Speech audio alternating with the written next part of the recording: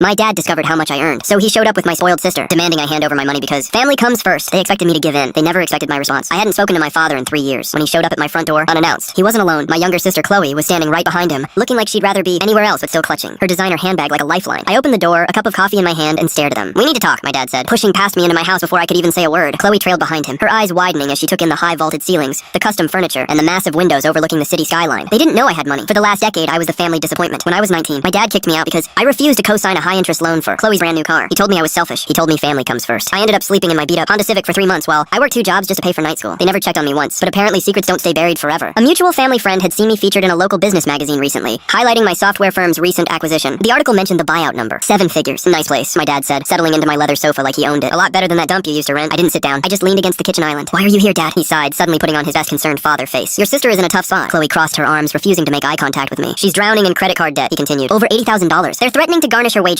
She might lose her apartment." "That sounds like a terrible situation," I said, my voice completely flat. "What does that have to do with me?" My dad's face hardened. The fake warmth vanished in a second. "Don't play dumb. I saw the article. I know how much you just made. You have more money than you could ever send. And she is your sister," he snapped, standing up. "Family comes first. You're going to write a check and clear her debt today. It's a drop in the bucket for you, and it'll give her a clean slate." Chloe finally spoke up, her tone dripping with the same old entitlement. "It's not even that much money for you. Don't be greedy." I stared at him. I let the silence stretch out for a long, uncomfortable moment. I thought about the nights I froze in my car. I thought about the time I begged my dad for $50 to buy groceries, and he told me I needed to learn financial responsibility. I smiled, a cold, empty smile. "You're right," I said quietly. "It's not that much money to me." My dad's shoulders relaxed. He smirked. He thought he had won. He always thought he could bully me into submission. "Good," my dad said. "Get your checkbook." I walked over to the entryway table, but I didn't pull out a checkbook. I picked up my phone and pressed a button on the security panel next to the door. "I have plenty of money," I said, turning back to face them. "More than enough to pay off Chloe's debt 10 times over. But here's the thing about my money." I walked over and pulled the front door wide open, letting the cold air rush in. "It's mine, and you two aren't my family. You are simply 2 strangers who broke into my house." My dad turned red. "Excuse me? After everything I did for you? You threw me out to starve so she could drive a BMW." I shouted, the 10 years of repressed anger finally snapping like a cracked whip. "You told me to learn financial responsibility." "Well, Dad, I learned it. I learned it so well that I built an empire." Chloe stepped back, actually looking scared for the first time in her life. "Now it's her turn to learn," I said, dropping my voice back to an icy whisper. "You selfish little prick," my dad growled, stepping toward me. "I'm your father. You demand nothing," I interrupted. "I hit the silent alarm on my security panel 2 minutes ago. The police are already on their way. You have exactly 30 seconds to get off my property before I have you both arrested for trespassing." Dad froze. He looked at the flashing red light on the wall panel. "You wouldn't," Chloe whispered. "Try me," I said. They stared at me, searching for any sign of bluffing. They found none. The weak, desperate teenager they used to walk all over was dead. My dad grabbed Chloe's arm, his face pale with rage and humiliation. He spat a curse at me as they walked out the door, speed walking to their car just as the distant sound of police sirens echoed down the street. I closed the massive oak door, locked the deadbolt, and walked back to my kitchen. My coffee was still warm. I took a sip, looking out at the city I had conquered all by myself. Family doesn't come first. Respect does, and they just learned they can't afford mine.